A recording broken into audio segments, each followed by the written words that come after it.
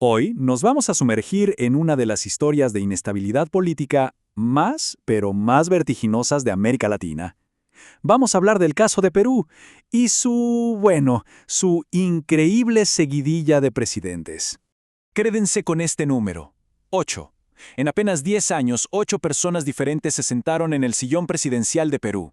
Y no es un error, es el síntoma clarísimo de una crisis profunda, una que se ha prolongado por demasiado tiempo. Miren, esto es básicamente el carrusel presidencial que ha marcado la última década. Los nombres pasan tan rápido que casi no da tiempo a recordarlos. Kuczynski, Vizcarra, luego un gobierno como el de Merino, que duró 5 días, nada más. Después Sagasti, Castillo, Boluarte. Es una sucesión tan pero tan rápida que ilustra la perfección de lo que hablamos, un colapso político en toda regla. Pero, a ver, ¿cómo es que se llega a una situación así? Cada cambio de mando fue caótico. Una pieza más en un juego de poder que parece no tener fin. Vamos a analizar el ritmo de estas salidas, una por una. Todo empieza a desmoronarse en 2018. Pedro Pablo Kuczynski, acorralado por el escándalo de Odebrecht y unos videos que sugerían una compra de votos, prefiere renunciar para evitar lo que parecía una destitución segura. Fue la primera ficha del dominó. Su sucesor, Martín Vizcarra, entra y se declara en guerra frontal con el Congreso. El resultado, en 2020, el Parlamento lo saca del poder usando esa controversial figura de la incapacidad moral. Y bueno, quien lo reemplaza es Manuel Merino, que era el presidente del Congreso. Pero su gobierno dura menos de una semana. Se desatan protestas masivas por todo el país que terminan con la muerte de 2 jóvenes y no le queda otra que renunciar. Damos un salto a 2022. Pedro Castillo, el último presidente de este periodo que fue elegido en las urnas, intenta un autogolpe para disolver el Congreso. Su plan fracasa, pero de una forma estrepitosa y termina destituido y arrestado ese mismo día. Le toca el turno a su vicepresidenta, Dina Boluarte. Su gobierno, que estuvo marcado por una grave crisis social e investigaciones por corrupción, termina, según esta línea de tiempo que analizamos, con su destitución por parte del Congreso a finales de 2025. Y la rueda, como bien, no para de girar. Siguiendo esta proyección, José Gerí asume el poder, pero su presidencia es increíblemente fugaz. Dura solo 130 días antes de que el Congreso, de nuevo, lo destituya a principios de 2026.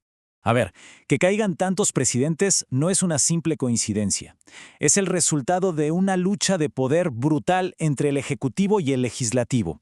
Un choque de trenes constante que prácticamente define la política peruana de hoy. Entonces, en esta batalla, ¿cuál ha sido el arma preferida del Congreso? ¿Cómo lo han hecho? Aquí la tenemos, la famosa vacancia por incapacidad moral permanente.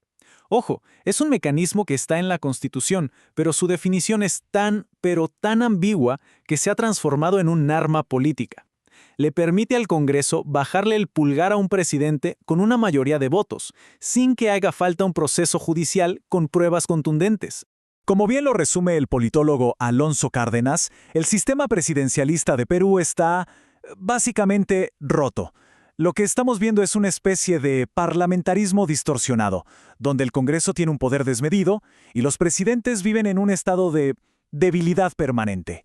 Pero para entender de verdad lo que pasa, tenemos que ir mucho más atrás. Esta inestabilidad no es cosa de la última década, para nada. Tiene raíces que se hunden en los mismos cimientos de la República Peruana. Este conflicto en el fondo no es nuevo. Miren, desde el caudillismo militar del siglo XIX hasta el Congreso de hoy, la pelea entre el Ejecutivo y el Legislativo ha sido una constante en la historia de Perú.